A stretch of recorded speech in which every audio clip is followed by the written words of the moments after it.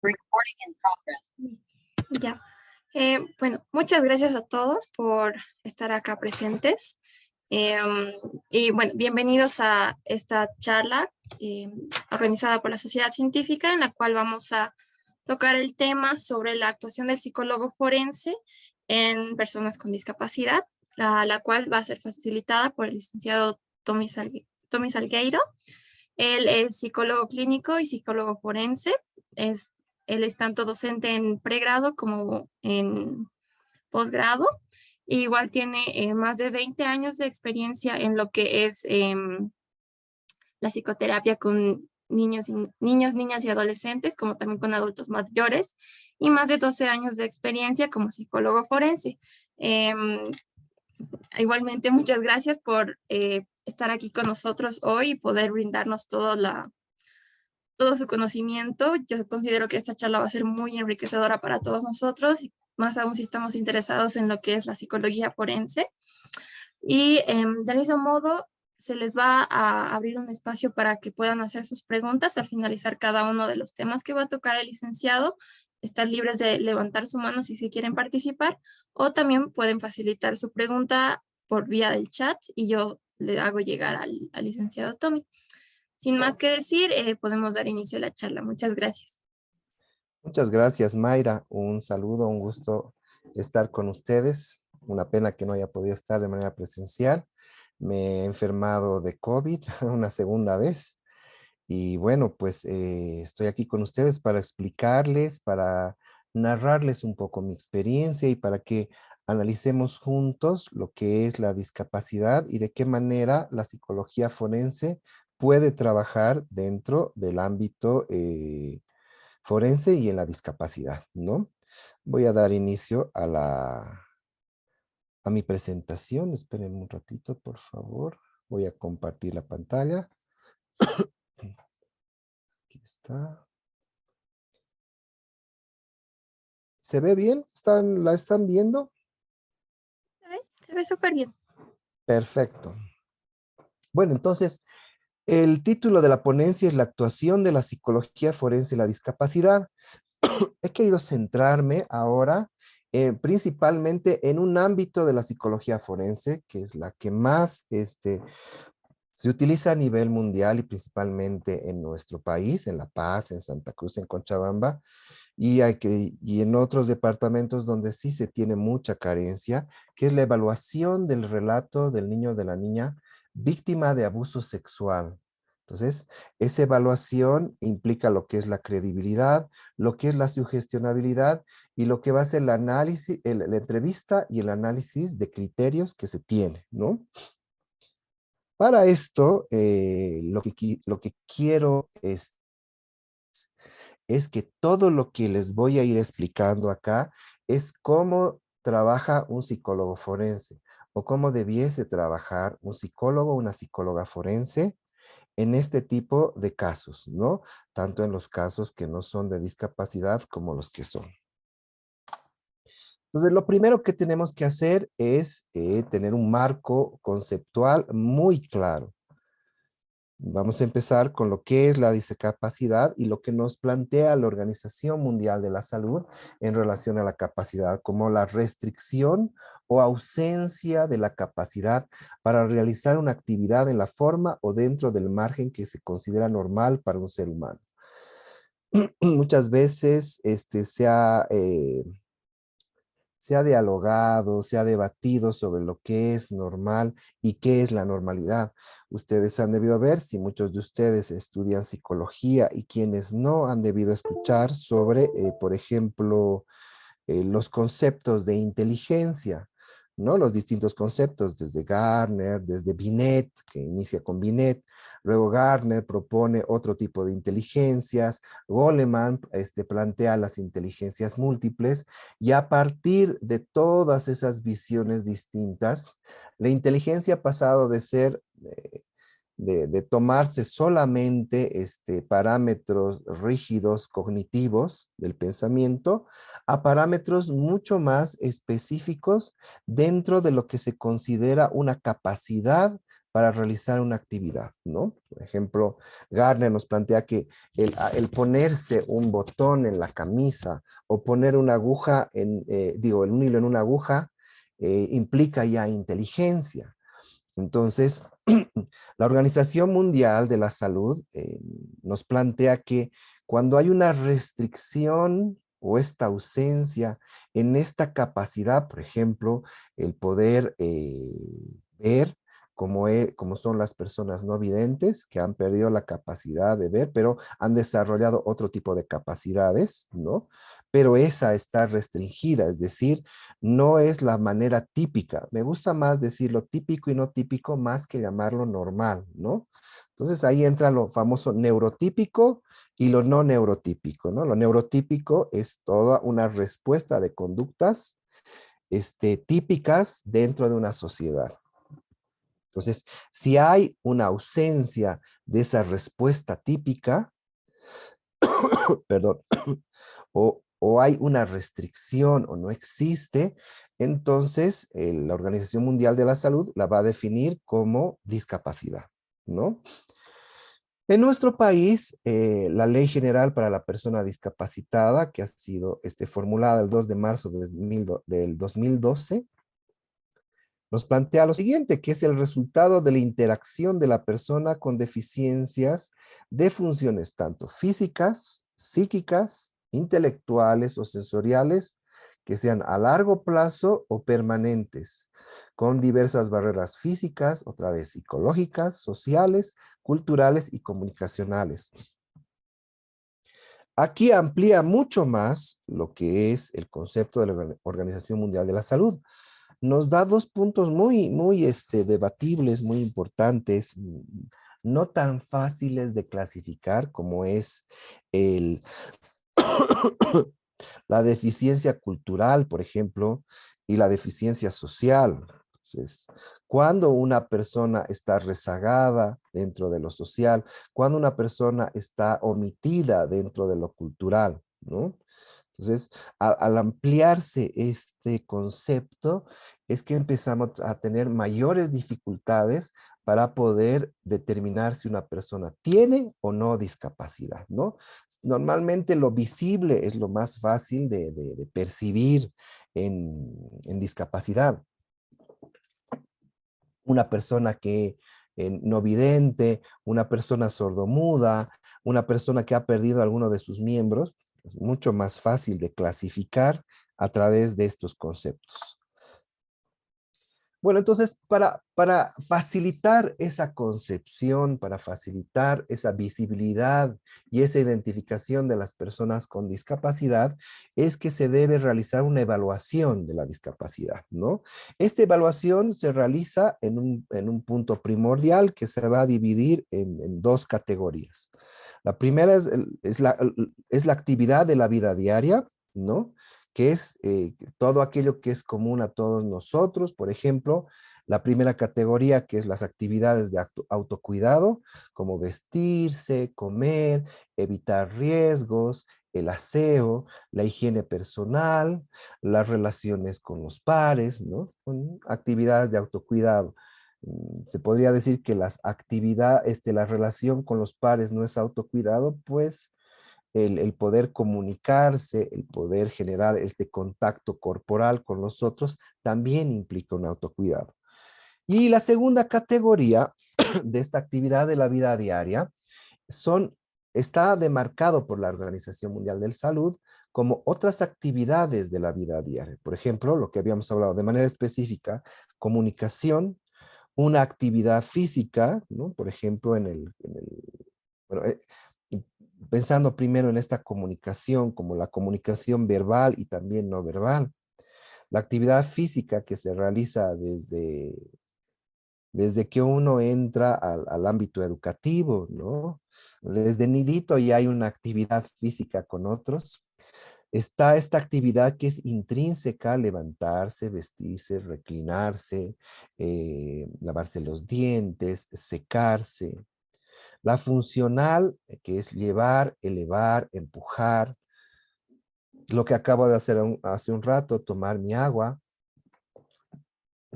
El tener la capacidad de agarrarla con la mano derecha, yo siendo zurdo, que la puedo tomar con la izquierda o con la derecha, ¿no? El empujar, si se han dado cuenta, parecería una actividad no tan común, pero el poder empujar la silla, el poder empujar la puerta. Otras funciones sensoriales como oír, ver, sentir exteroceptivamente, ¿no? A través de nuestra piel, interoceptivamente, nuestros órganos. Funciones manuales, perdón, me he pasado. Las funciones manuales, agarrar, sujetar, apretar. La otra actividad que es de transporte, el poder utilizar los medios de transporte. La función sexual, no solamente relacionada al coito, sino también a la relación con el otro género, ¿no? El sueño, actividades sociales y de ocio, poder ir a una fiesta, poder ir al parque, poder ir a algún lugar y servirse algo de comer. Entonces, dentro de esta, permítame un ratito. Dentro de la discapacidad tenemos varios grados. Primer grado es una discapacidad nula, donde este, los signos son muy, muy chiquitos, se los percibe, pero la capacidad que tiene la persona para realizar y hacer su vida diaria no está interferida, no interfieren esos síntomas, ¿no? Pero sí pueden ser perceptibles, ¿no? Como por ejemplo, una discapacidad podría ser una muela, ¿no? Una inflamación por una infección en la muela que va a discapacitar a la persona de poder comer, pero eso es transitorio y no le quita que es muy mínimo, ¿no? Y no justifica esa disminución de esa capacidad para poder realizar otras cosas de la vida diaria. Normalmente con dolor de muela o una inflamación, uno tiene la capacidad de llegar hasta donde el dentista, la odontóloga y poder curarse esa muela, ¿no? La otra está la discapacidad leve, que justifican algunas dificultades, ¿no? Pero que son compatibles con la práctica de la totalidad de las mismas, ¿no? Hay una discapacidad como romperse un brazo, por ejemplo, y al romperse uno el brazo puede ser con la mano con la cual uno maneja los objetos, ¿no? Y tiene una mayor predisposición a utilizarla, puede ser tanto la derecha como la izquierda, y al estar uno yesado, pues tiene una dificultad de llevar actividades de la vida diaria como bañarse, entrar al baño, escribir, ¿no? Pero que no es la totalidad de la vida diaria, ¿no? Tenemos discapacidades moderadas. Las discapacidades moderadas, las actividades de la vida diaria ya imposibilitan, ¿no? Ya no hay una independencia en esas actividades de autocuidado. En esto podríamos poner un poco en relación a lo que es el trastorno del espectro autista, que lo vamos a ver más adelante, que en el grado 1 hay una incapacidad para poder poner el rostro dentro de la ducha, ¿no? Porque algunos niños, no todos, algunos niños y hasta adolescentes tienen la sensación de ahogo cuando están dentro de la ducha, ¿no? Les cae el agua y piensan que van a ahogarse, ¿no? Y lo que hacen el contacto con el agua es dejar de respirar y obviamente eso les imposibilita tener una actividad de la vida diaria que es bañarse, ¿no? Entonces, algunos niños dejan de bañarse por este motivo, ¿no? Por la misma sensación que se siente alrededor de la piel y esa incomodidad que no es típica, como había dicho antes, ¿no? Que sale de las conductas típicas de las personas. Luego hay una discapacidad grave, imposibilitan a la mayoría de las personas a tener una actividad de la vida diaria y afecta a las actividades de autocuidado. Por ejemplo, una persona que tiene esquizofrenia Una persona que tiene esquizofrenia, bueno, no puede, pensemos que tiene delirios paranoides, ¿no? Ideas de persecución, ideas de que alguien le puede hacer daño, y esa idea de que pueda ser lastimado o asesinado, le impide trabajar, le impide entrar le impide comer, porque considera que la familia le puede envenenar. Si va a comer a algún lado, considera que las personas que están preparando la comida la van a asesinar. Otro tipo de trastorno, que es el de los tipos emocionales que están dentro de la ansiedad, es el trastorno obsesivo compulsivo. Una persona con obsesión compulsión, ahí está.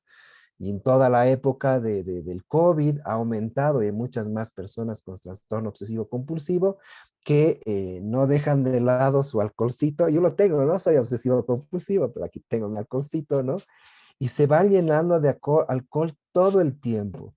Cada 5 o 10 minutos se pone su alcohol. Eso impide actividades de la vida diaria. ¿Por qué? Porque cuando va a entrar al teleférico empieza un grado de angustia, de ansiedad. En algunos casos es tan extremo que llega a tener eh, episodios de pánico donde la persona queda congelada, no puede ni siquiera salir y cruzar su cuarto, ¿no? Entonces, esa es una discapacidad grave.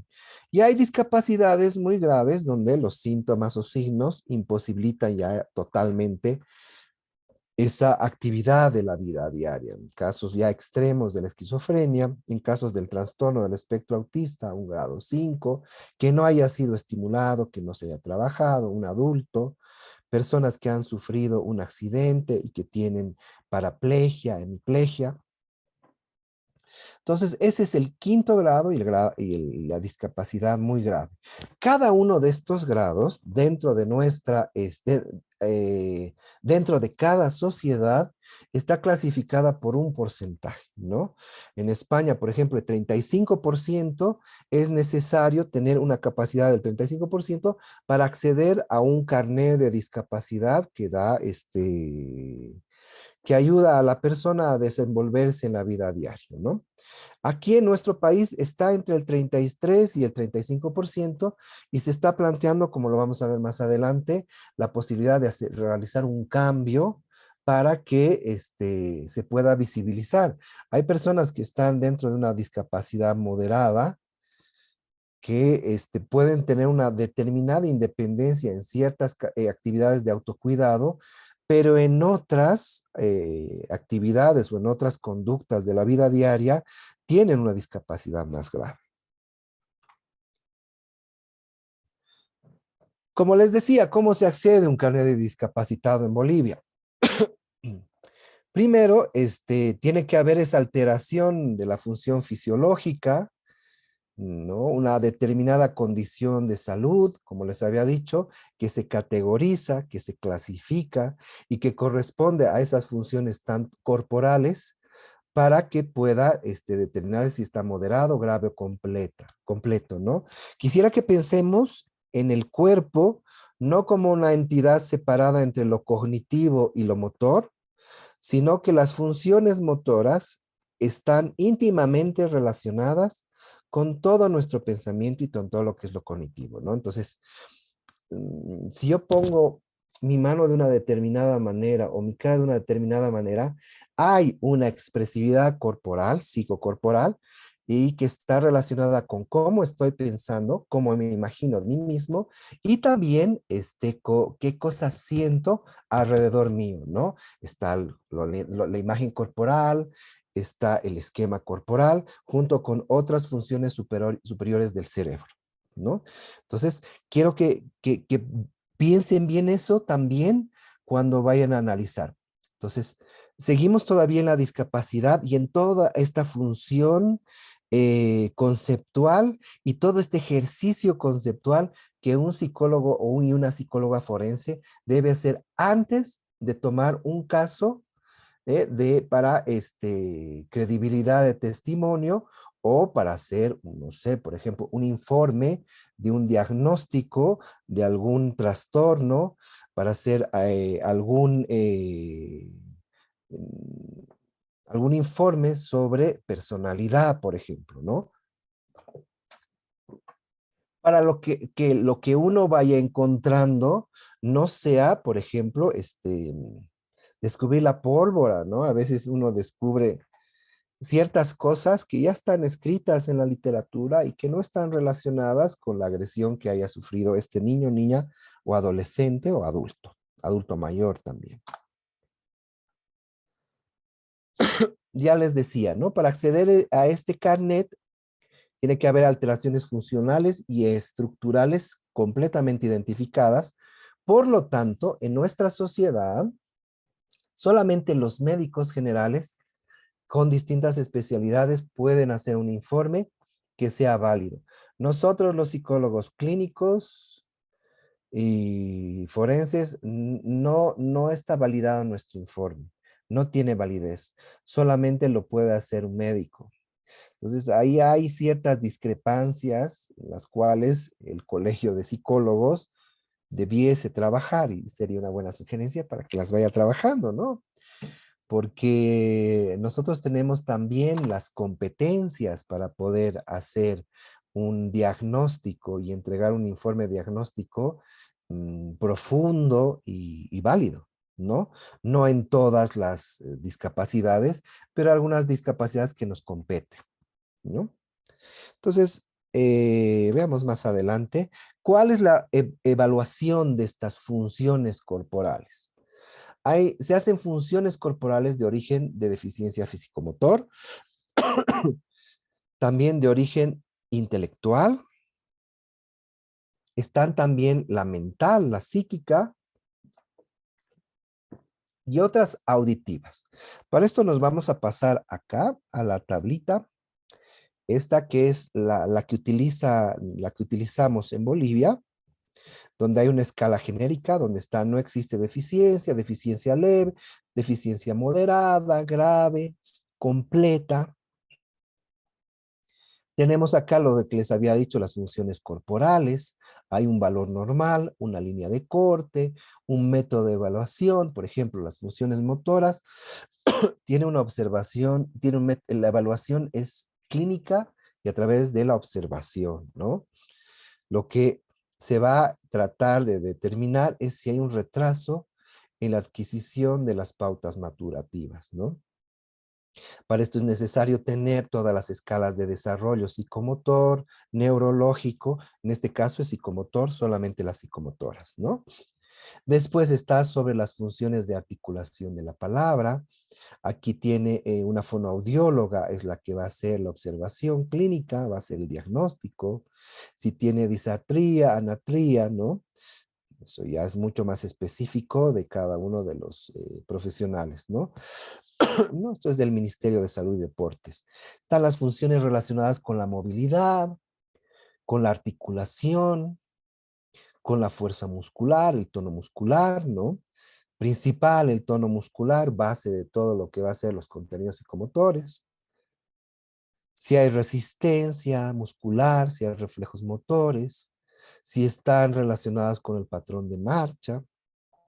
¿Qué nos, a qué nos compete a nosotros esta articulación de la palabra? Es importante saber y cuál es su línea de corte, cuál es el valor, cuál es el diagnóstico que ha hecho la fonoaudióloga en relación a esto, ¿no?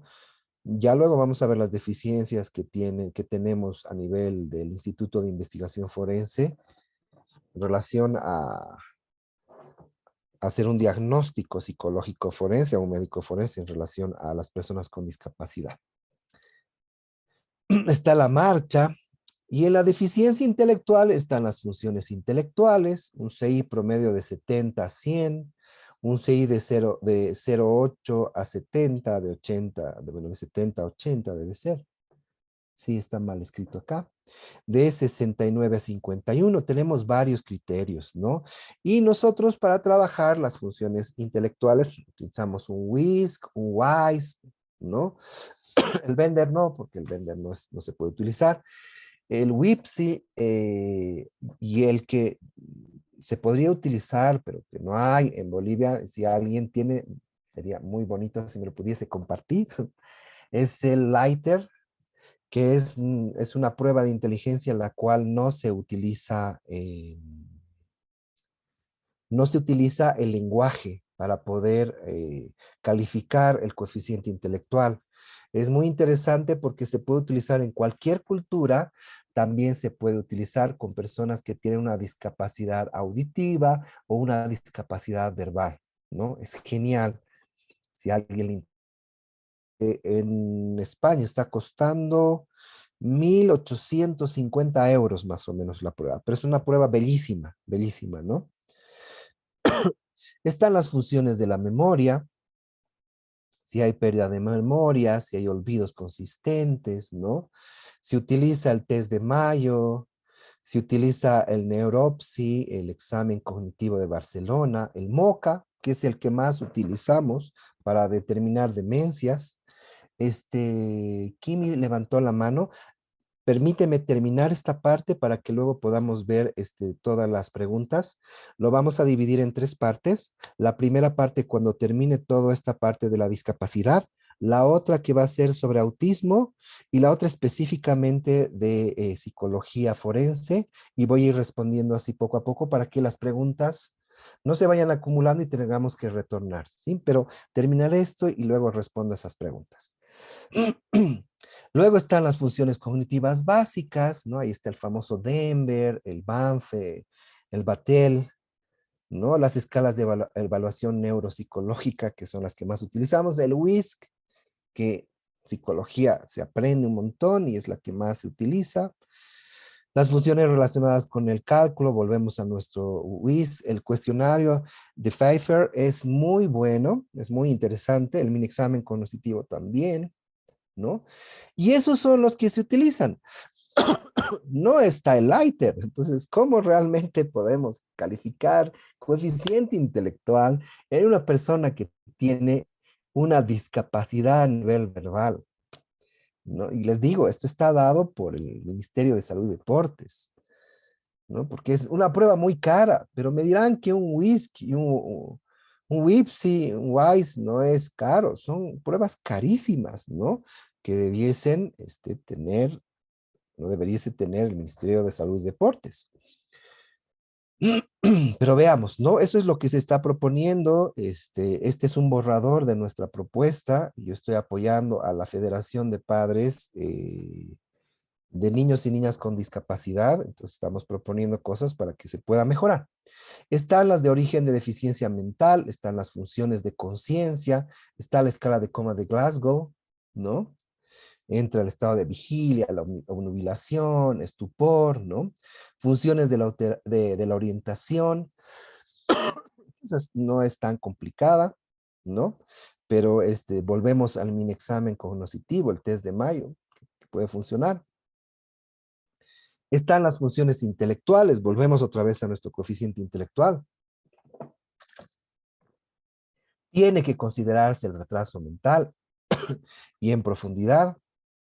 Están los criterios del DSM-5, las funciones psicosociales globales, está lo que es el inventario psicológico, el del espectro autista, el IDEA, y yo considero y hemos considerado que aquí debería entrar el ADR y el A22, que son las pruebas a nivel mundial más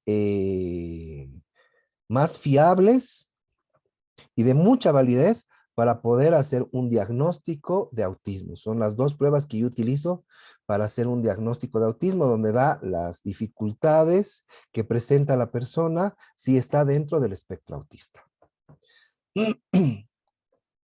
Están las funciones de sueño con una entrevista, están las funciones de atención, volvemos a nuestro WISC, está el MEC, las funciones de memoria, volvemos al MOCA, al WISC, ¿no? Las psicomotoras, las emocionales, está el inventario de Hamilton, de depresión, de ansiedad y el inventario de Beck, los cuales considero son muy simples, muy sencillos para hacer una discapacidad en relación a la depresión. ¿Se han dado cuenta? La depresión es una discapacidad, discapacita a la persona, ¿no? Si ustedes han visto memes en el Facebook, ¿no? Donde, la depresión se pasa haciendo ejercicio, saliendo a bailar, te tomas unas cervezas, ¿no? Y eso es lo que produce mayor depresión, ¿no? Hasta llegar a una depresión con síntomas psicóticos, una depresión muy grave que puede llevar al suicidio, ¿no? Con ideas de suicidio. Y son con síntomas psicóticos aún más graves, ¿no? Con alucinaciones auditivas, olfativas, sensoriales, ¿no? Muchos de los adolescentes pues consumen marihuana y se sienten mucho mejor en estados depresivos cuando el cannabis aumenta y profundiza no solo los estados depresivos, sino también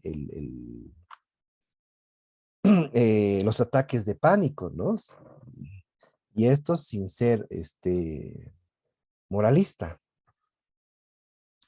Están las funciones de la percepción, todas las alteraciones que tenemos de alucinaciones entre el WISC, las funciones básicas, las cognitivas superiores, miren sobre abstracción, planificación, flexibilidad cognitiva, juicio. Están las relaciones con el cálculo, y ahí, y luego vienen sobre las estructuras corporales, ya son más identificables, que son mucho más identificables.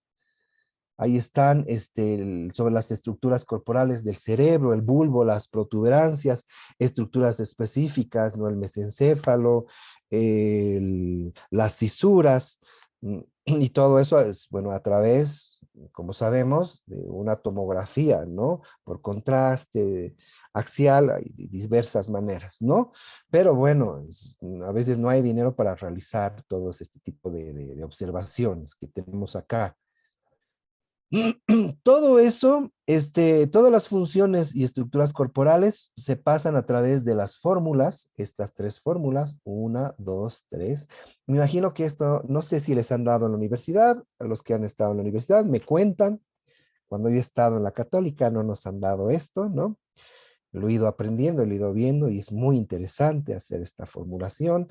¿Para qué? Para sacar lo que les había dicho, ese porcentaje que va a dar, que va a mostrar si la persona tiene, perdón, está dentro de la discapacidad severa o no, ¿no? Ahí están otras formas de cálculo. Vamos a retornar a nuestra presentación. Entonces, como les decía, esos son los parámetros que se toman. Había una pregunta, la voy a responder. ¿Cuál es? Si puedes encender tu micrófono y me la puedes formular, o si hay varias preguntas, me la quieren formular de manera directa. No, no, Lisa, gracias, ya la respondió. Perfecto. Si alguien tiene alguna pregunta, la puedo responder ahora. Nada. Lisa, ¿Sí? no, no sé si nos podría volver a repetir o escribir en el chat el nombre de la prueba esta que es de España para personas con discapacidad, Sí, en sí. la que no se usa el lenguaje, por favor. Claro que sí. Se las voy a poner Muchas gracias. enseguida. Un segundito. Voy a dejar de compartir la pantalla y se las voy a poner en el chat. Eh, un segundo. Quiero hacer mensaje para todos. Es el later. Se escribe later. Es el later. La prueba es el later, ¿no? Es increíble. Gracias, Lisa. Es una muy, muy buena prueba. Teníamos nosotros, cuando yo trabajaba en el Instituto de Investigación Forense, teníamos una asesora de UNICEF que ella nos explicó sobre la prueba de Leiter. Lastimosamente, nunca pudo UNICEF darnos las pruebas que tenía. Había un compromiso, ¿no? Pero bueno, justo el proyecto terminó en esa época y no la pudimos, aunque la hemos aprendido, es preciosa. Si pueden entrar a verla y si se la pueden comprar, genial. Bueno, avancemos a una de las discapacidades. Me hubiera gustado explicarles todas, pero no nos alcanzaría el tiempo para explicarlas, ¿no? como por ejemplo la parálisis cerebral espástica, no espástica. Entonces tiene otras formas de trabajo a nivel forense, como la esquizofrenia también, que tiene otras maneras, ¿no? En adolescentes, en adultos. Entonces, lo que yo he querido es trabajar con esto que ahora, en lo cual me he especializado y con lo que está, no sé si llamarlo de moda, ¿no? Pero es lo que más se está visibilizando hoy en día, ¿no? Entonces, hay un montón de personas que están dentro del espectro autista. Veamos, ¿no? El autismo es un trastorno complejo, realmente complejo, de carácter neurológico que afecta a un individuo de por vida, ¿no? Entonces, es una discapacidad dependiendo el grado, pero también es una manera de ser en este mundo y le va a afectar de por vida, ¿no? Este se llama ASD en inglés, que es el trastorno del espectro autista. ¿En qué va a afectar? En la comunicación, en la imaginación, en la planificación y la emocionalidad. Vamos a ir a la otra presentación para poder ir analizando. Vamos a verla, no toda, pero vamos a verla una parte, una gran parte. Aquí está el autismo, ¿no? Tiene 3 dominios que se van a convertir en 2. Primero, el déficit sociocomunicativo, donde hay unos intereses y comportamientos repetitivos y restringidos. Por ejemplo, un interés restringido sería perdón,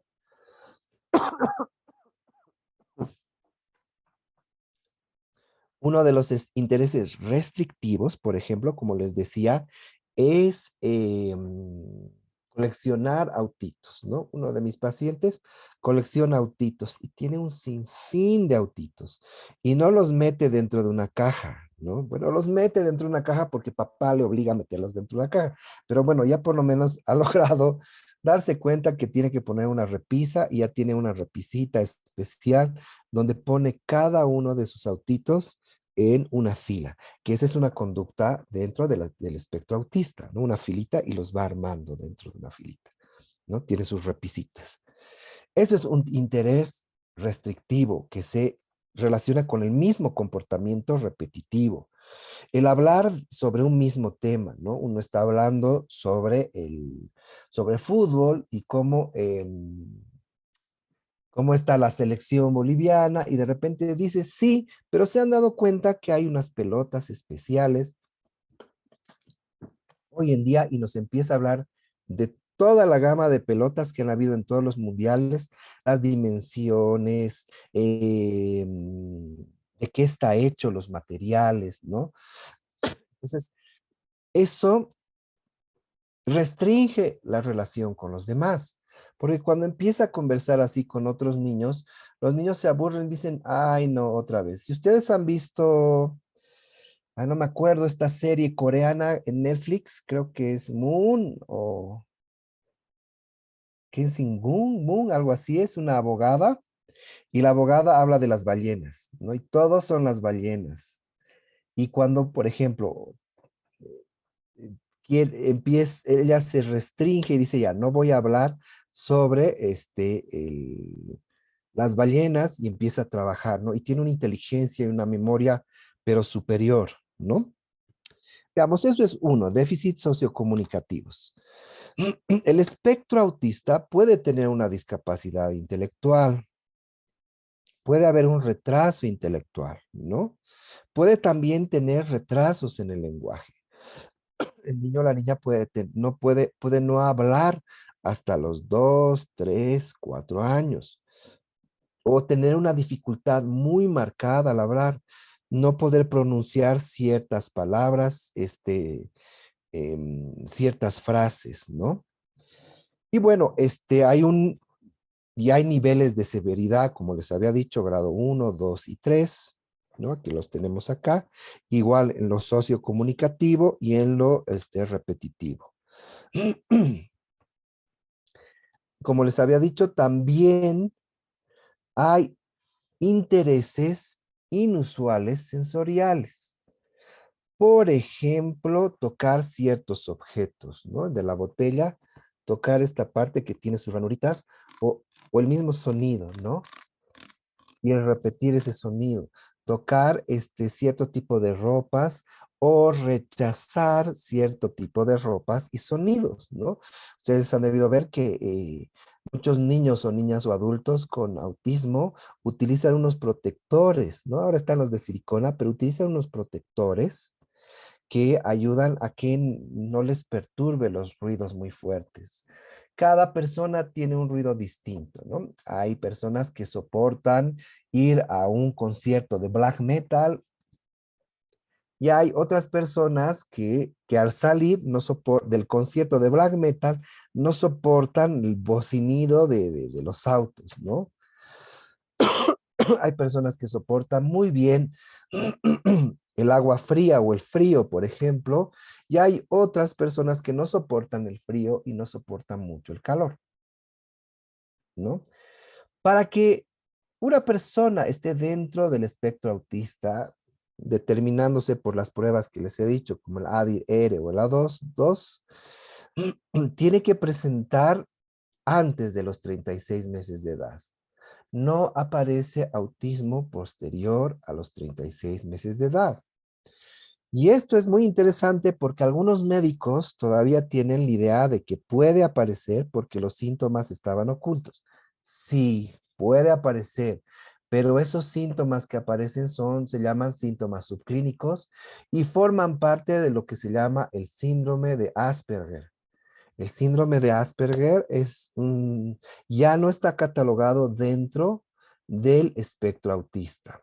Bueno, hay algunas personas y algunos psicólogos dentro de la APA, de la Asociación Americana de Psiquiatría, que consideran que el Asperger está todavía dentro, pero no, son, son signos subclínicos que los vamos a ver más adelante, que el grado 1 es diferente. Entonces, hay que tener y tomar mucho con pinzas estos grados, ¿no? ¿Los síntomas limitan o impiden el funcionamiento diario? Sí. Para un grado 1, sí. Para el Asperger, no limitan ni impiden tanto, ¿no? Pero aparecen por ahí. Veamos. Debe existir, ahí está el famoso bocinazo. Deben existir todos los criterios a continuación. Déficit en reciprocidad socioemocional, ¿no? Esto de no abrazar, de no expresar las emociones, de no besar, de que la otra persona, los papás dicen, no siento afecto, no siento calor, quiero que me abrace. Si me pudiese abrazar alguna vez, si me pudiese dar un beso, yo les explico, a ver, la persona con autismo sí expresa emociones, pero a su manera, que no son las típicas. Ya, eso es muy importante. No son típicas, pero sí expresa emociones. Muchas veces se decía que las personas con autismo no tienen empatía. Tienen un montón de empatía, pero no expresan de la manera típica que la mayor parte de las personas expresa. Usted le ponen un gato o un perro y ama a ese perro, y ama a ese gato, y llega a tener un contacto de tal manera que los otros seres humanos no tienen, ¿no? Las conductas de comunicación no verbal, cuando uno le pregunta a una persona que está dentro del espectro, ¿dónde está dónde está la computadora? ¿O no? O dónde llegas y dices, ¿dónde está la sala de computación?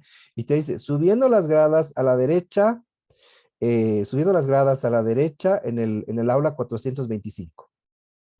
Y uno mira y dice, ¿y dónde queda el aula 425? ¿No? En el pabellón C. ¿Y dónde queda el aula, el pabellón C, ¿no? De la puerta a unos 4 metros a la izquierda, entrando, ¿no? Pero en ningún momento va a agarrar y te va a mostrar, y te va a decir, ¿ves ese edificio de allá? El cuarto piso, ahí arriba dice es el 425 de las gradas, te vas a dar cuenta. No hace esos movimientos. No hay una comunicación no verbal. Su rostro siempre es uno. Cuando ríe o cuando está triste, siempre es el mismo. Entonces tú le preguntas, ¿estás triste o estás alegre? ¿No? Y ese es el trabajo que hacemos los psicólogos clínicos cuando trabajamos con una persona dentro del espectro autista. Yo no utilizo la palabra autismo porque se la ha catalogado como un insulto, ¿no? Entonces siempre digo las personas dentro del espectro autista, porque son un mundo de colores, ¿no? Entonces, aprenden los niños a sonreír, a mirar, a ponerse serios, a ponerse de una manera, a mover con los dedos, a expresar. Van aprendiendo, eso es conductual. Y muchas personas adultas dentro del espectro autista dicen que es una irrupción de la manera de ser. ¿Por qué tendrían que comportarse así? Porque cuando uno se relaciona con los demás, es necesario ese tipo de capacidades. No hay un mantenimiento de las relaciones adecuadas a nivel de desarrollo, ¿no? Veamos los criterios. Lenguaje, movimientos motores, uso de objetos repetitivos, los manerismos, ¿no? De la mano. Son manerismos, ¿no? ¿Qué nos indican esos manerismos? Los manerismos nos indican ansiedad. Cuando los niveles de ansiedad de una persona dentro del espectro autista suben, empiezan a aparecer manerismos, movimientos de manos.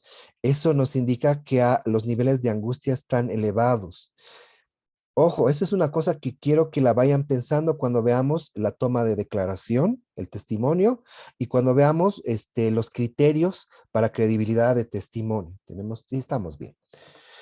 Entonces, luego lo otro, rutinas, patrones ritualizados de conducta verbal, excesiva resistencia al cambio. Perdón. Entonces, cuando ustedes toman una declaración o cuando van a revisar un video para hacer el análisis, si es que si son la mayoría psicólogos, si no son, cuando nosotros hacemos este análisis de la credibilidad, necesitamos revisar estos patrones ritualizados, estas conductas verbales y no verbales que no son típicas, porque a veces podemos pensar y decir, está mintiendo ahí, ¿y por qué está mintiendo? ¿No ves cómo está moviendo sus dedos? ¿Cómo se siente ansioso? Está mintiendo. Y por ahí es un adulto con autismo que está diciendo la verdad, que no ha asesinado a nadie, pero el fiscal, el juez, determina que miente porque todo el rato está angustiado cuando se le pregunta eso.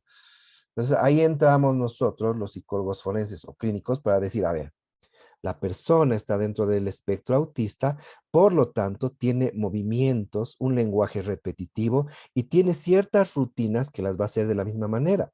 Cuando va a una audiencia, cuando va al juicio, él se va a querer sentar en la misma silla en la cual se había sentado la anterior vez. Va a querer que el juez le pregunte, le mire de la misma manera como le ha mirado la anterior vez, si no va a tener una conducta de rechazo. Les pongo un ejemplo de mi experiencia. Trabajando con uno de los niños que están dentro del espectro de mis pacientitos, he cambiado la modalidad a hacer máscaras. Y le dije, hoy día vamos a hacer máscaras y vamos a pintar. Y me dice, no lo voy a hacer. Y yo le digo, pero ¿por qué? ¿Qué ha pasado? ¿No? Y me dice, no, no quiero. Y se echó y empezó a mirar el techo. Luego se ha calmado un poco más, esperado, le he ido preguntando cosas. Se dio la vuelta y me dijo, tenías que haberme preguntado cómo me he ido hoy día. Siempre me preguntas y hoy no me preguntas. No voy a hacer nada hasta que me preguntes todo eso. Entonces, le he preguntado otra vez, han bajado sus niveles de angustia, una media hora más o menos, que hemos empezado a echar otras cosas, he sacado otros juguetes, he sacado otras herramientas, otros elementos, he empezado a dibujar, me ha roto mis crayones, uno por uno los partía como galleta y le tengo que quitar y preguntarle qué ha pasado, y él me dijo que se sentía muy, pero muy enojado conmigo. Entonces, ¿se imaginan si voy a tomar una declaración en cámara Gesell a un niño que presenta, que está dentro del espectro autista, ¿cómo le voy a preguntar? Y entro con mi falta de conocimiento sobre este trastorno, mi declaración va a ser pésima, no va a tener ningún valor. Y creer que esa mi entrevista tiene un valor Y pensar que está mintiendo diciendo algo porque no sé cómo es el autismo, invalida esa declaración. Es algo que fiscales y jueces tienen que saber. ¿A través de quiénes? De nosotros, pues, de los psicólogos, forenses y clínicos. Esa es la única manera, porque no es su especialidad, por eso piden ayuda, ¿no? Pero nosotros tenemos que darnos cuenta de esto y comunicar para que se haga otro tipo de toma de declaración, ¿no? Tenemos hiper o hiporreacción a estímulos sensoriales. Si entra la cámara Gesell llena de luz y de colores, pues lo que va a hacer es salirse, va a empezar a llorar y no va a hacer una declaración, ¿ya? Veamos otros síntomas que deben tener presentes, los sociocomunicativos.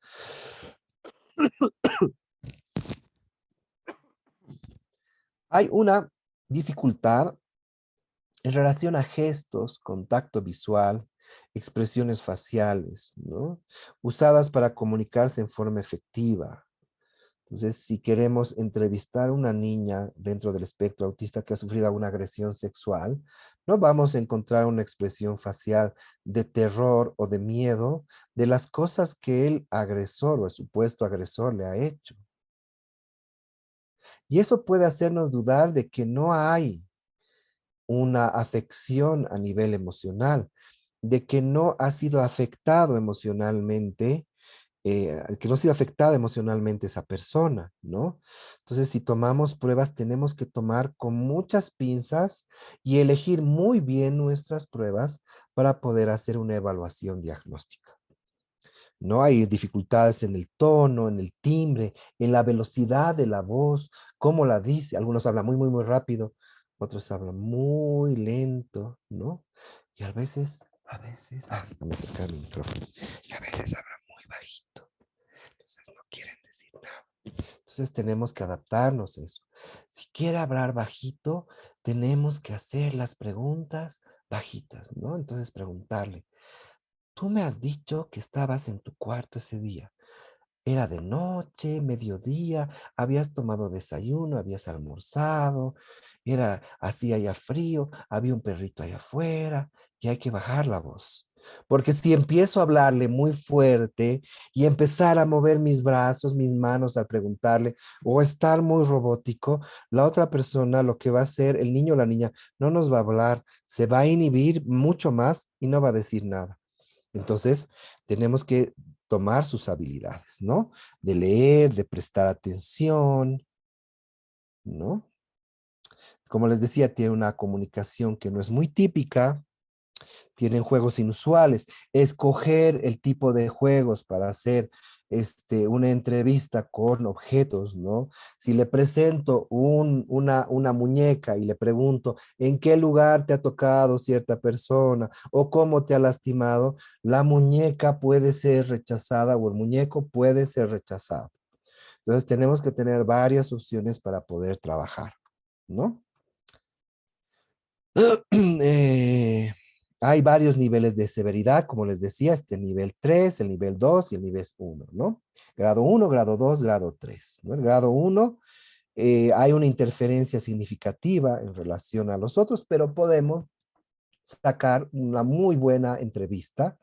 En grado 2, ya es un poco más complicado, hay que tener los cuidados que les acabo de decir, y en el grado 3, es un reto para nosotros, es un reto y debemos estar preparados. No podemos entrar a una toma de declaración o aplicar pruebas o hacer terapia con una persona de nivel 3 si estamos internamente mal. No se puede. Entonces, la recomendación de siempre, todos los docentes, hagan terapia. Si van a ser clínicos, tienen que hacer terapia. Si van a hacer análisis, tienen que hacer su propio análisis, ¿no? Entonces, es necesario. Porque si uno entra con un pequeño grado de distorsión interna, la persona con trastorno del espectro autista la va a sentir, la huele, la percibe y lo primero que va a hacer es cerrarse completamente. Y su diagnóstico no se va a poder hacer, a no ser que estén diagnosticando el grado de autismo o estén bien diagnosticando las dificultades que vaya a tener en ese grado. Ahí sí, no hay ningún problema, ¿no? Porque necesitan contrastar los datos que el médico les puede dar con lo que ustedes vayan descubriendo. Pero para lo forense, no. Es necesario poner a un niño, una niña, un adulto, un adolescente dentro del espectro autista, grado 2 o grado 3, con mucha antelación, con un tiempo largo donde ustedes estén muy descansadas, muy descansados y muy relajados. ¿Se debe hacer una medición de la inteligencia? Sí. ¿Se debe hacer una interacción social? Sí, se debe preparar al niño por lo menos con mínimamente una sesión anterior para lograr una comunicación, una conducta, un nivel sensorial y motor adecuado con esta persona, ¿no? Volvamos a nuestra presentación. ¿Tienen alguna pregunta hasta aquí?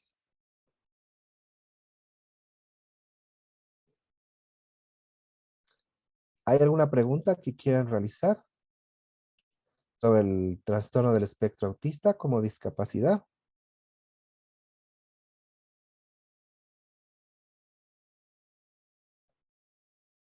Nada. Bueno, continuemos. El testimonio como indicio o prueba. Bueno, ¿qué es el indicio? Empecemos así.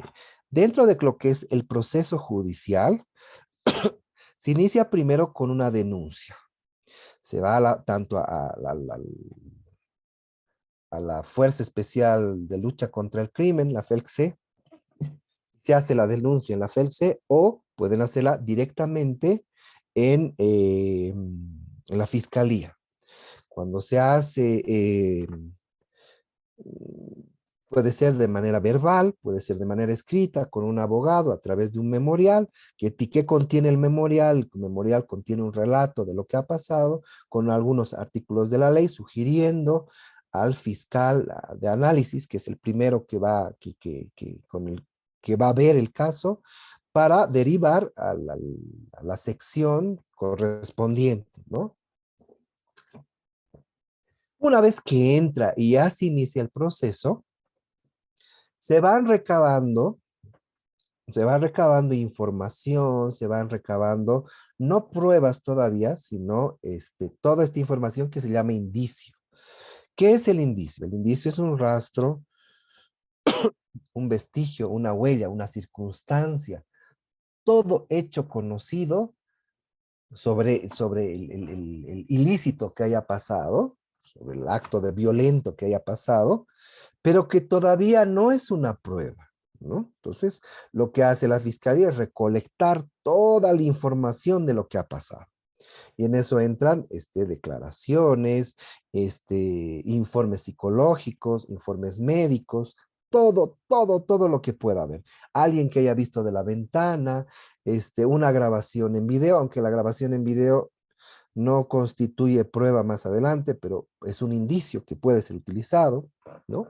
Entonces, los procesos penales actualmente en la etapa preparatoria, esta etapa inicial, es donde se colectan los indicios y por tener esta etapa una calificación meramente provisional, es que solo existen indicios. Esto de conformidad al artículo 280 del Código de Procedimiento Penal, que nos dice, las actuaciones registradas en el cuaderno no tendrán valor probatorio por sí mismas para fundar la condena del acusado. Entonces, cuando se acusa a alguien, está el principio de inocencia del acusado. Lo que hace el fiscal, como les decía, va poniendo pruebas y armando un cuaderno de investigación. Ese cuaderno están todas las pruebas y se debe presentar. La parte acusatoria, que es de la víctima, empieza a presentar pruebas y se hace un respaldo, ¿no? Y se forma el famoso cuaderno de investigación. Una vez que se ha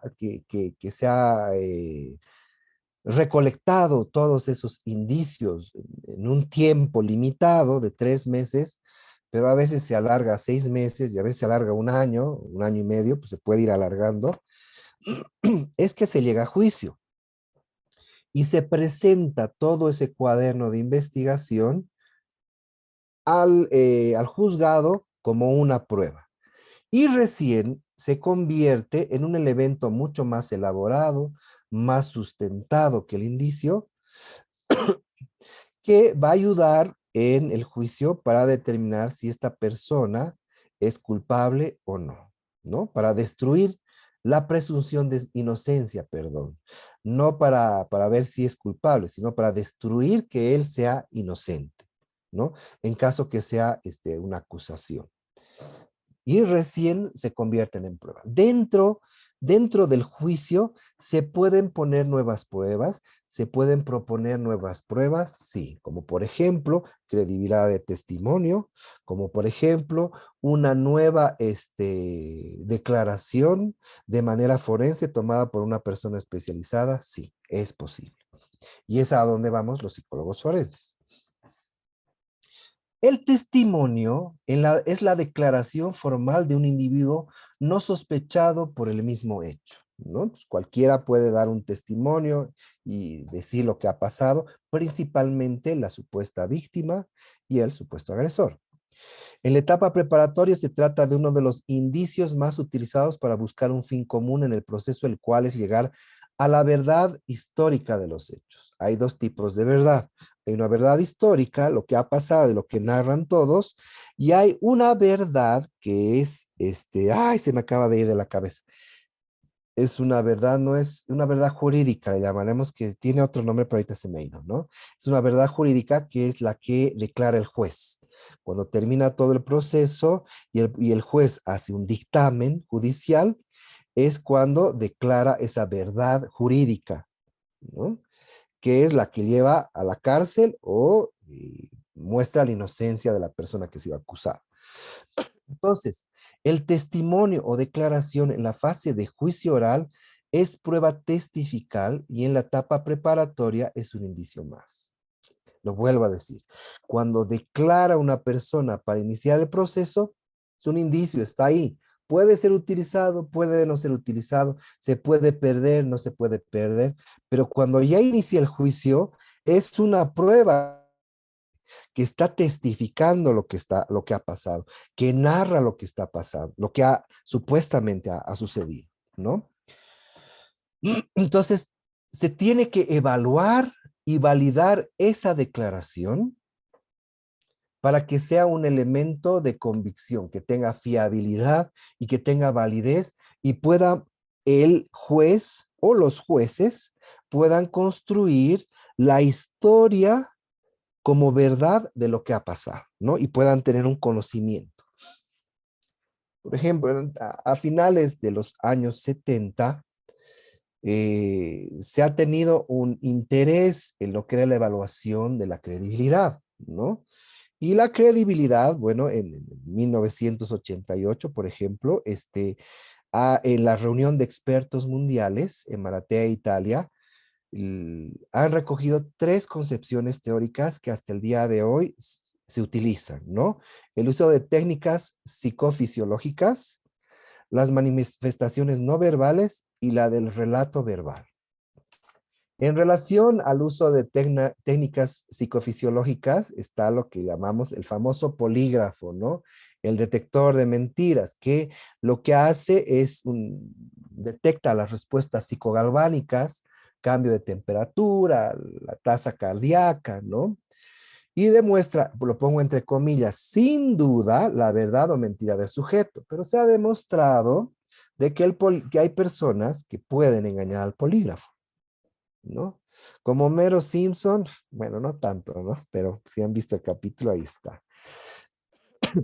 Hay credibilidad de las manifestaciones no verbales. Gente que considera que si miras a la izquierda, miente, si miras a la derecha, no. Si se agarra la nariz, si cruza los brazos, se está protegiendo. Si hace determinadas cosas, sí.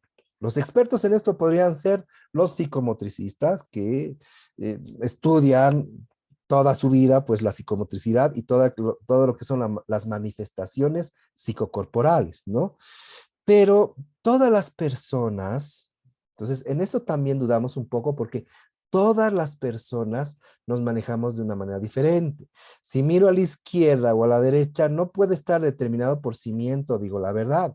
Puedo tener mi lateralidad cruzada, es decir, una mala lateralidad.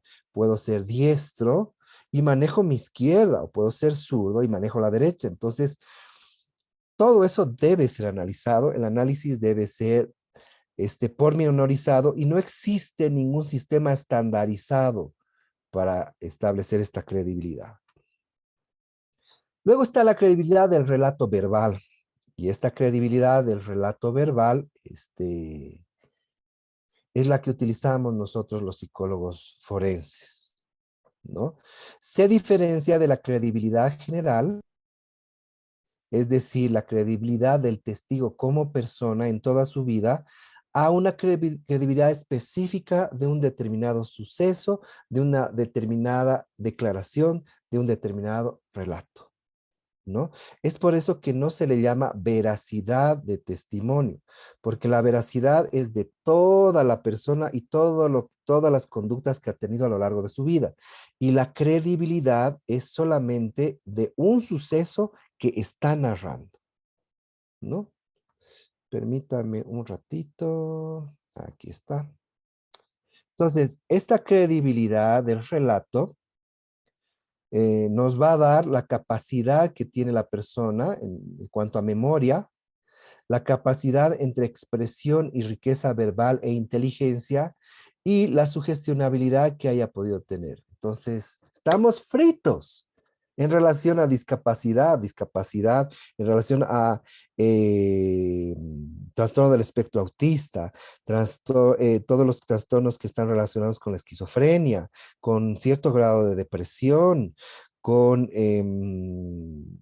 parálisis cerebral, con retraso mental, con lesiones a nivel cerebral, porque necesitamos medir la memoria, esta expresión y riqueza verbal, la sugestionabilidad. Tenemos que presentar un cuidado muchísimo mayor y conocimientos muchísimo mayores en psicología clínica y luego psicología forense. Entonces, la, la Asociación de Psicología, Psicología Jurídica y Forense Latinoamericana propone que para ser psicólogo forense mínimamente debería tener 3 años como clínico. En Europa son como 7 u 8 años como clínico mínimamente comprobados por el Colegio de Psicólogos. ¿Para poder qué? Para poder hacer una maestría en psicología jurídica forense, para poder ser psicólogo forense, si no, no se puede aplicar. Hoy en día a veces se ha convertido en un negocio, entonces es posible que cualquiera pueda salir de la universidad y ser psicólogo forense, ¿no? Pero requiere una habilidad, requiere una experiencia para poder realizar, no tanto a nivel forense en un comienzo, sino clínica. Y posterior, trabajar lo clínico con lo forense. No vamos a hacer un informe clínico, sí, cierto, pero necesitamos esas bases fundamentales como las que yo les he presentado sobre discapacidad y el trastorno del espectro autista, profundizadas para poder ¿qué? Para poder tomar esta declaración, para poder hacer este análisis de credibilidad. Si no, pues no funciona, ¿no? La entrevista es el cimiento para este análisis válido y fiable de credibilidad, ¿no? ¿Qué es la entrevista?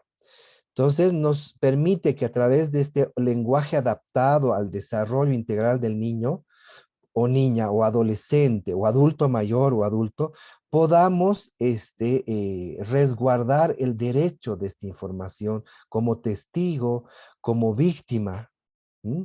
Por lo tanto, todo lo que se ve en psicología evolutiva, todo lo que nos plantea Piaget, todo lo que nos plantean Vygotsky, todo lo que nos plantea Sassano, Bottini, que son los da Fonseca, que son los grandes de la psicomotricidad, tenemos que conocer. Y todo lo que nos plantean los médicos sobre neurología, tenemos que saber y tener un conocimiento profundo para poder hacer esta declaración y este análisis. ¿Cuáles son las directrices importantes para la toma de testimonio? Nos queda todavía tiempo. Preparación del niño en la entrevista. Tener una actitud que les había dicho hace rato. Estar calmados, relajados, tener una actitud de experto. He visto tomas de colegas, de mis colegas en el Instituto de Investigación Forense, en defensorías, de declaraciones absolutamente violentas, violentas, que rompen con el derecho básico que revictimizan, ¿no? A niños, niñas, adolescentes, adultos mayores. No puedes hacer determinadas preguntas sobre violencia sexual o violencia física de manera directa o con prejuicios o juzgando. Entonces he notado así entrevistas pésimas que ni siquiera la más, más mínima revisión de psicología evolutiva, no es el libro gordo verde, que es el más básico, ¿no? Ni siquiera una revisión, pésimo. Entonces necesitamos una actitud con cada persona. La obtención del consentimiento, perfecto.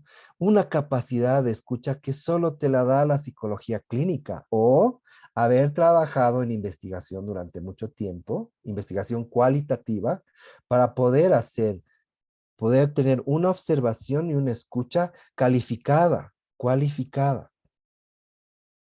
La relación entre el entrevistador y el niño y la niña y adolescente tiene que realizarse, tiene que haber una relación. Rompamos con esto del psicoanálisis, de la transferencia contra transferencia, que no entre en la psicología forense.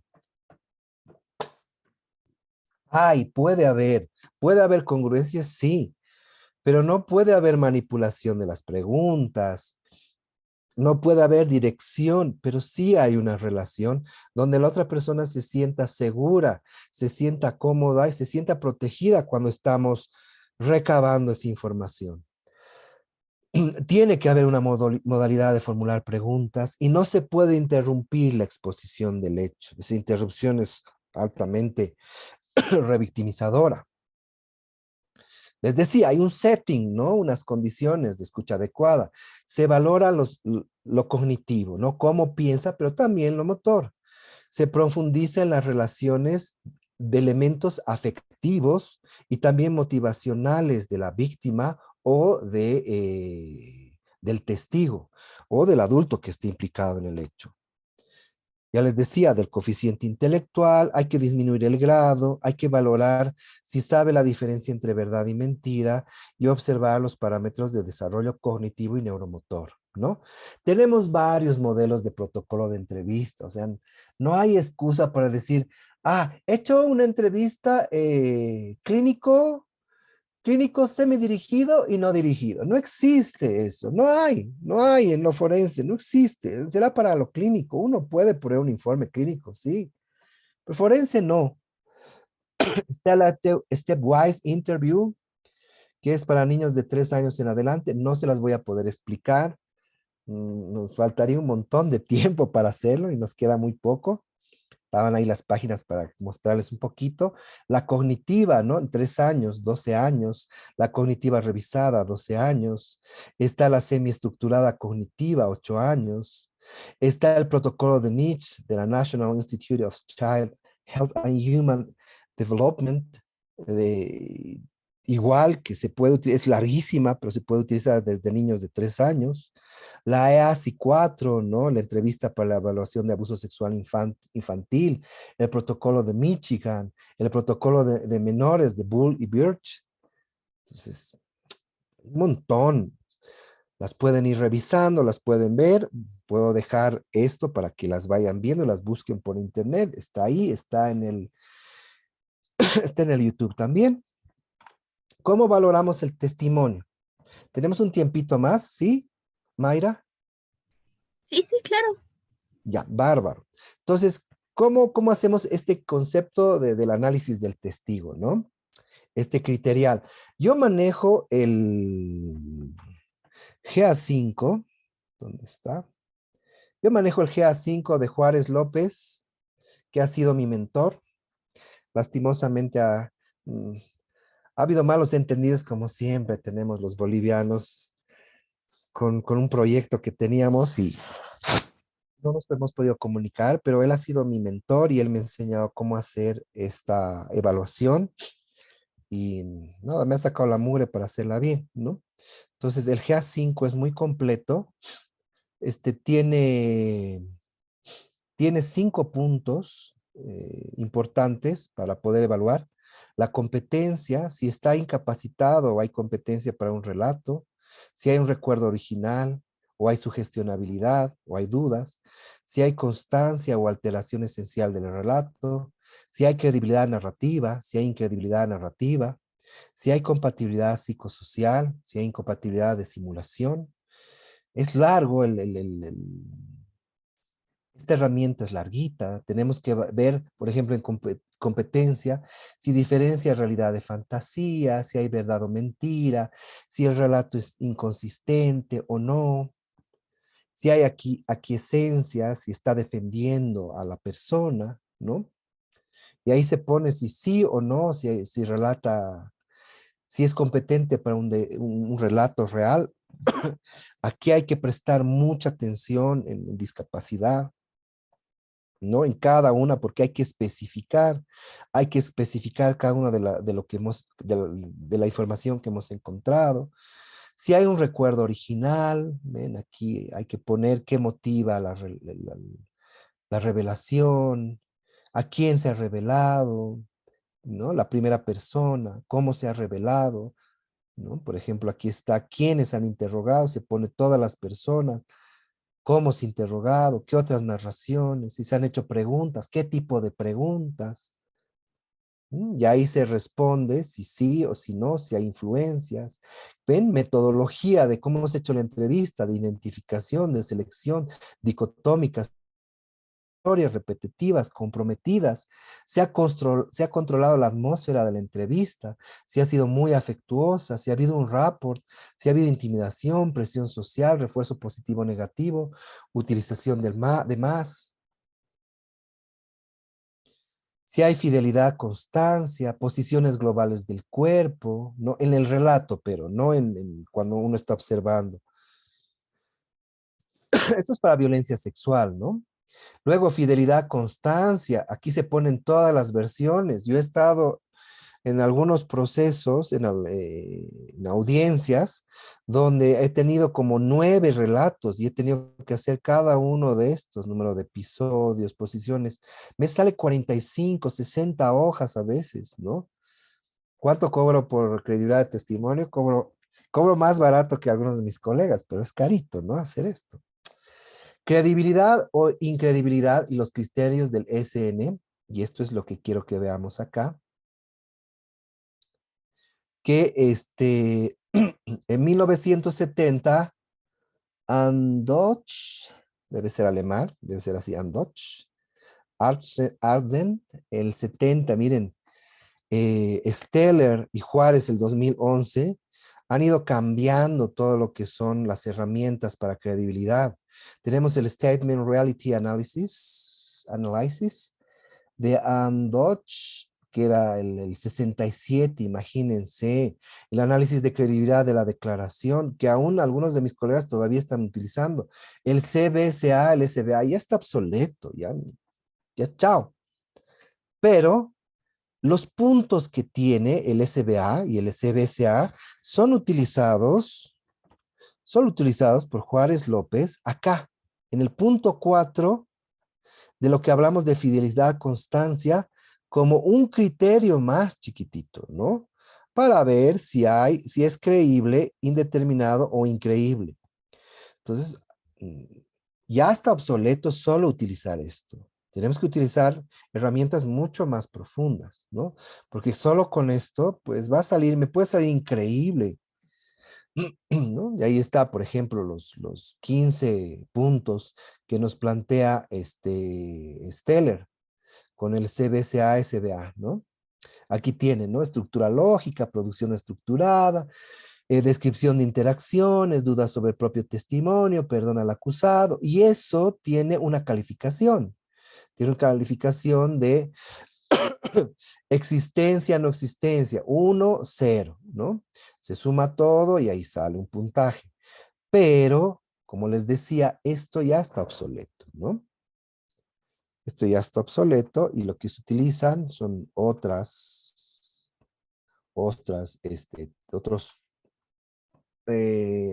herramientas, ¿no? Eh, mm, Volveremos un poco al anterior para que les muestre así rapidísimo. Compatibilidad clínico-psicosocial, si hay sintomatología clínica, si hay pruebas psicométricas, si hay coherencia entre lo que dice que siente y los informes psicológicos o forenses del médico. Y con eso acabamos todo de esta herramienta y podemos aquí finalmente decir si cumple con estos parámetros, ¿no? Creíble, probablemente creíble, indeterminado, probablemente increíble, increíble. Eso es lo que tenía el CBCA. Y esto, a nivel jurídico, perjudica al fiscal y en juicio, porque si es probablemente creíble, ¿qué significa eso? Si es indeterminado, bueno, hay dudas, no se sabe, ¿no? Probablemente creíble. Entonces, se ha cambiado y Juárez López lo que ha cambiado es poner a creíble, indeterminado e increíble. O no creíble, porque a veces algunos de nuestros jueces no entienden que es increíble, ¿no? Entonces le ponemos no creíble así gigante, para que sea mucho más claro. ¿No? Ahí está el GA5 que les decía, ¿no? Los criterios que pone él. La evaluación del GA5 que ya les he mostrado. Y bueno, ¿cuál es el objetivo primordial? La tarea del experto en la evaluación de la declaración no es determinar la honestidad del testigo, sino aplicar los criterios que les he mostrado y conocer si es creíble o no la declaración emitida. ¿Qué pasa con el TEA y otras discapacidades? Bueno, lo que yo planteo es que ustedes realicen lo que he hecho en esta ponencia, ese análisis pormenorizado. Imagínense, hemos tardado alrededor de 1 hora y media en esta exposición y ni siquiera he hecho el 10% de leer la literatura, de revisar la literatura sobre solo declaración, por ejemplo, toma de declaración. Nos toma alrededor de 1 semana, 2 semanas hacer todo el análisis, ¿no? Entonces, ¿qué implica? Pues las personas que estamos dentro del espectro autista, logramos leer libros de 200, 300 páginas en una tarde, ¿no? Y hacer nuestro resumen y poder memorizar todas estas cosas para poderlas poner en juicio, ¿no? Si no se tiene esa capacidad, hay que hacerlo. Si uno quiere ser forense, hay que ver qué casos son los que uno va a tomar y empezar a leer y profundizar sobre esos casos, ¿no? Entonces, revisión de la literatura. Pedir un diagnóstico profundo y fiable en los casos de discapacidad. Tenemos que pedir todo las pruebas que se les hayan aplicado a las personas que tengan una discapacidad. Si no se ha hecho, se tiene que pedir al juez que se le pueda hacer una para que nosotros podamos tener y poder tener un informe de credibilidad, un dictamen realmente fiable, ¿no? Se debe utilizar protocolos pertinentes como los que les he narrado. Se debe analizar los anteriores puntos otra vez. Se debe hacer un informe diferenciado explicando las dificultades del entrevistado o analizado y sus potencialidades. ¿Por qué? Porque los jueces necesitan tener toda la narrativa de la persona. Porque si la ven, dicen, ah, está loquito. Es mentira lo que dice. No, no está mintiendo, por ahí sí, ¿no? Pero necesitamos narrar y decir, esta persona con trastorno del espectro autista tiene esto, ¿no? Por eso estoy diciendo que es creíble, por eso estoy diciendo que es increíble. ¿Mm? O esta persona con retraso mental tiene esto, porque pregunta, ¿no? El juez dice, licenciado, ¿por qué en su declaración el niño ha dicho de esta manera? ¿Y por qué siempre repite lo mismo? Porque está dentro del espectro autista.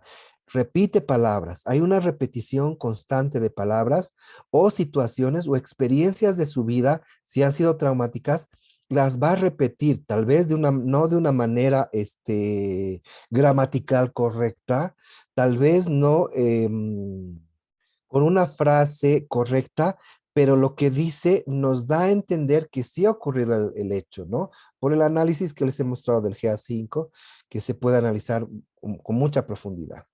Entonces, esa exposición detallada de la persona discapacitada en juicio es muy, muy, muy importante. Yo creo que podemos hacer un mundo mejor entre todos nosotros y que lo primordial en trabajos de defensa de niños, niñas y adolescentes es la base de una sociedad mucho más saludable, de trabajar y comprender la discapacidad y luchar por sus derechos. Bueno, eso va a ser una vida mucho más agradable para todos y principalmente para ellos, ¿no? Así que no se detengan y actúen de una vez en esto.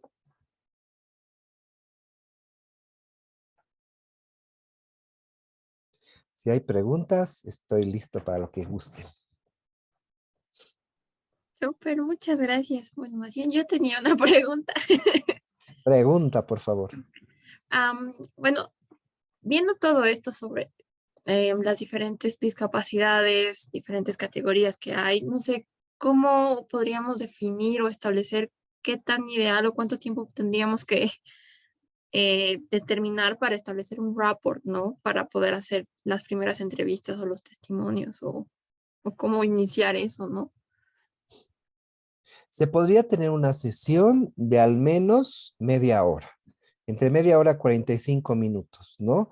Pero un niño con TDAH, por ejemplo, con trastorno de déficit de atención y hiperactividad, tenerlo media hora en un lugar es imposible. Pero hay un pero. Uno se puede conectar con ese niño. Si solo tú te acercas, te sientas, empiezas a jugar, te mueves como él y él se siente escuchado, ya hay una conexión. En niños con retraso o niñas con retraso mental del área rural, que muchas veces nos pasa, ¿no? Entonces hay que tener un poco más de tiempo, unos 20 minutos, una media hora de juego, solo juego. Sacar juguetes, jugar, hablar con la mamá que esté presente o el papá. Solo jugar, ¿no? Muchas veces lo que plantean los abogados de la otra parte es que al hacer esto lo que estamos haciendo es contaminar, ¿no? La prueba, pero no se contamina. No se contamina porque no estamos preguntando el hecho, estamos logrando una relación y además eso nos va a dar la idea de cuál es su lenguaje, cuál es su conducta para poder, cuando tomemos la declaración, poder tener determinadas actitudes para mejorar todo eso, ¿no? Entonces, no se olviden, es muy importante en juicio decirle al juez el tiempo que uno va a necesitar. ¿Cuánto tiempo requiere el licenciado? Un mes. No, mentira, no se puede, ¿no?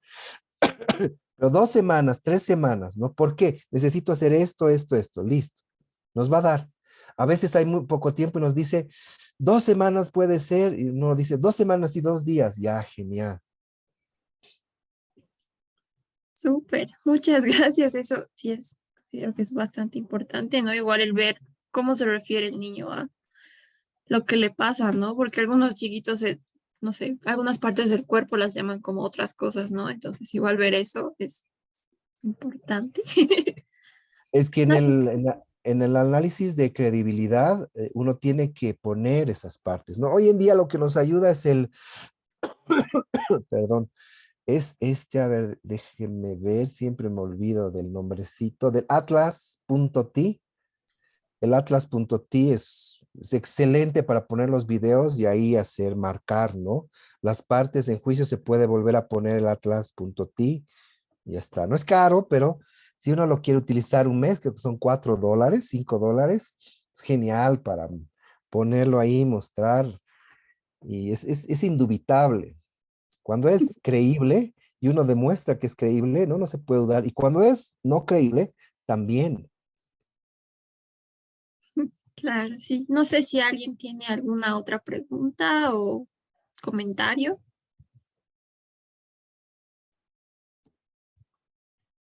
Creo que no. Bueno, ya, entonces supongo que con esto daríamos fin a esta charla de hoy. Me ha parecido muy interesante. Nos ha dado muchas herramientas, muchas pautas, igual muchas pruebas que realmente pueden sernos muy útiles, no solo en el ámbito forense, ¿no? En el ámbito clínico en general o en otros lugares, digamos, que uno quiere enfocarse. Y más bien, muchísimas gracias, licenciado Tommy. Ha sido muy enriquecedor esto y espero poder podamos estar en contacto para futuras charlas. Y espero que a todos igual les haya sido de mucha utilidad la información que se vio ahora. Eso, muchas gracias. Gracias a ustedes por la invitación y aquí estoy para cualquier cosa la próxima vez. Muy bien. Hasta luego, que les vaya muy bien. Gracias igualmente a ustedes.